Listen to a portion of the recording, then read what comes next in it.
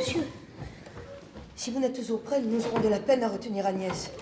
Elle veut à tout coup s'échapper, et peut-être qu'elle se pourrait bien jeter par la fenêtre. Faites-la moi venir. Aussi bien de ce pas prétends-je l'emmener. Ne vous en fâchez pas, un bonheur continu rendrait l'homme superbe et chacun à son tour, comme dit le proverbe. Quels mots peuvent au ciel égaler mes ennuis? Et s'est-on jamais vu dans l'abîme où je suis? Pressez vite le jour de la cérémonie, j'y prends part. Et déjà moi-même je m'en prie. C'est bien notre dessein.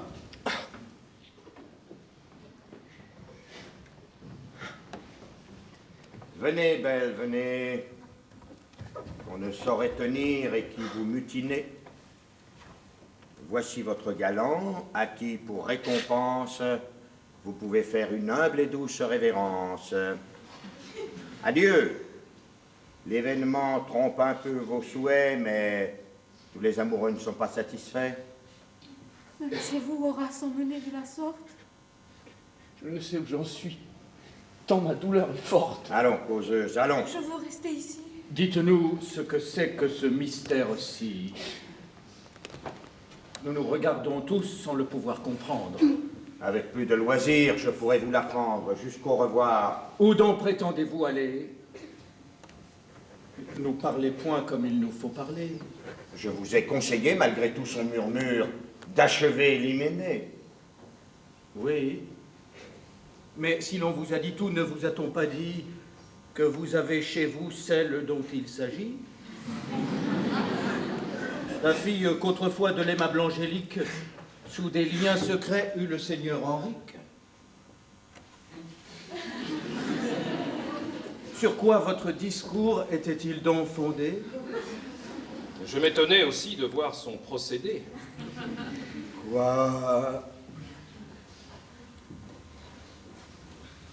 D'un hymen secret, ma sœur eut une fille dont on cacha le sort à toute la famille.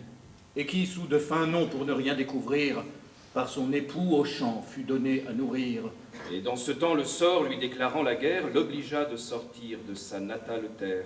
Et d'aller essuyer mille périls divers dans ces lieux séparés de nous par tant de mer. Où ses soins ont gagné ce que dans sa patrie avait pu lui ravir l'imposture et l'envie. Et de retour en France, il a cherché d'abord sa fille. Et cette paysanne a dit avec franchise qu'en vos mains, à 4 ans, elle l'avait remise. Et qu'elle l'avait fait sur votre charité par un accablement d'extrême pauvreté. Et lui, plein de transport et l'allégresse en l'âme, a fait jusqu'en ces lieux conduire cette femme. Et vous allez enfin la voir venir ici pour rendre aux yeux de tous ce mystère éclairci.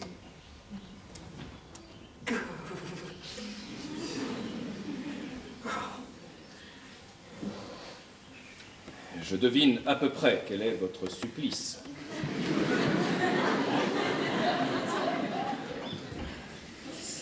Mais le sort en cela ne vous est que propice. Si n'être point cocu vous semble un si grand bien, ne vous point marier en est le vrai moyen.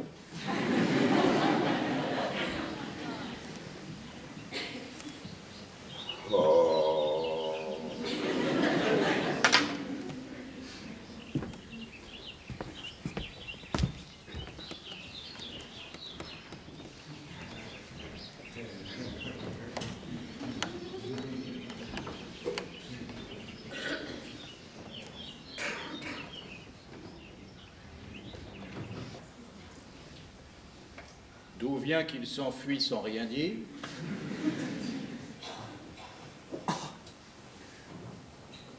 Mon père, vous saurez pleinement ce surprenant mystère. Le hasard, en ces lieux, avait exécuté ce que votre sagesse avait prémédité. J'étais par les doux nœuds d'une ardeur mutuelle, engagé de parole avec cette belle.